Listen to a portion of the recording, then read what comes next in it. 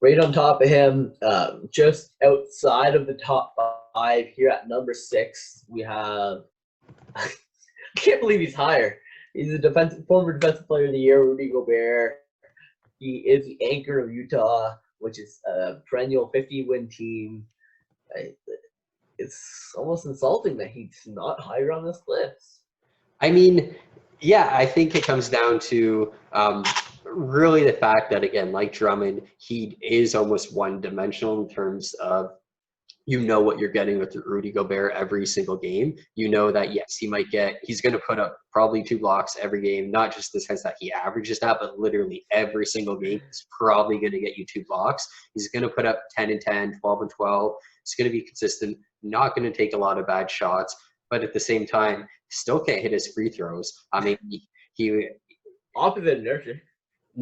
Yeah. So, I mean, and I guess I guess going back to your point too, for Gobert being lower, it's the things he does around the game too that I guess are devalued.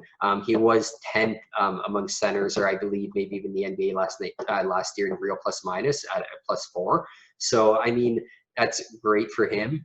He's obviously valuable when he's on the court, but to be ahead of the guys who are ahead of him, I just don't think he does enough.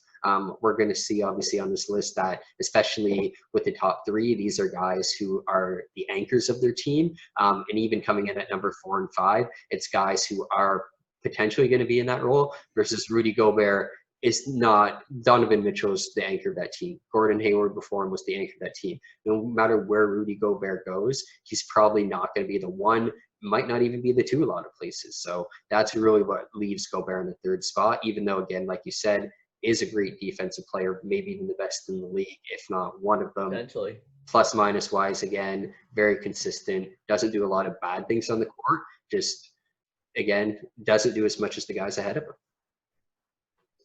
Yeah, and before this year, you may have said that Gobert was the leader of that Utah team. Mitchell really stepped up this year. Gobert, we thought that whenever the star players would leave, that he was gonna up his points per game. He still only hit 15 last year. If he's able to get to that 20 points per game level and able to stretch just a little bit, he could become much higher on the list. Could even crack the top 3. But with where he is today, that he hasn't progressed in a couple of years. He keeps getting a little bit more rebounds per game, but not really, considering 4 years ago he hit 12.8. Last year he had 13.5. He just hasn't shown that progression every year. As much as he is the best defensive center in the league, I think that's not questionable, but he just doesn't bring it on the offensive end, especially in today's age, that you have to be able to stretch the floor a little bit just to be able to allow your guys to attack the rim. And that's one thing that suffocates Utah, especially come playoff time. Yeah, definitely. And I mean, even with that being said, I probably could even make arguments that Andre Drummond is still the best defensive center in the league. Like I said, he had 2 steals per game last year. Rudy Gobert, I don't even think he had 1 steal per game last year. And if he did, it was never just over. So I mean, it's almost like a lot of, yes, again, spacing makes a good thing for Gobert. Gobert is very strong in the post, but I mean, his wingspan is what adds a lot of his defensive ability too, where his blocks come in solely because of that. And he is obviously pretty athletic, but Andre Drummond's ability to steal the ball might put him ahead of him there. So Rudy Gobert, it's really just, like you said, the consistency, the fact he's on a 50-win team. If he's ever to evolve a bit more, that would definitely maybe put him higher on the list. But again, going back to it, at the top 5, I don't think he's ever going to be better than any of these guys because they're all they're really, really good.